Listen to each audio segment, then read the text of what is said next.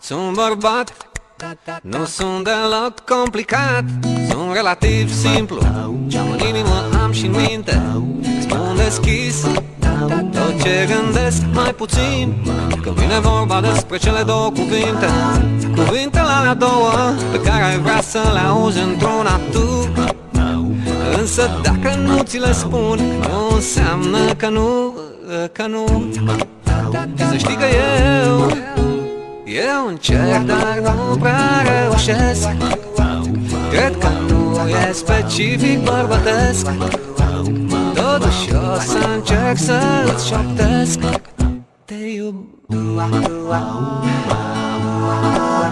Sunt bărbat, nu sunt genetic structurat să spun așa ceva, părerea mea. Și sunt convins că la fel s-a întâmplat și cu ăia de înaintea mea. Toți strămoșii mei au avut de vânat, de luptat, de inventat, roata și becul și televizorul și geaca de piele cu ținte. Pe scurt, nu l-a stat capul la cele două cuvinte. Și să știi că eu încerc, dar nu prea reușesc.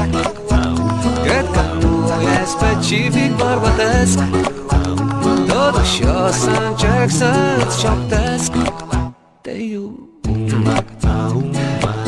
Și nu înțeleg de ce nu mi-acorzi credit nici măcar că tu nu-i câine care te iubește chiar dacă nu-ți vorbește. Pe bune nu știu ce vrei, e suficient să te uiți în ochii mei. Eu încerc, dar nu prea reușesc, nu.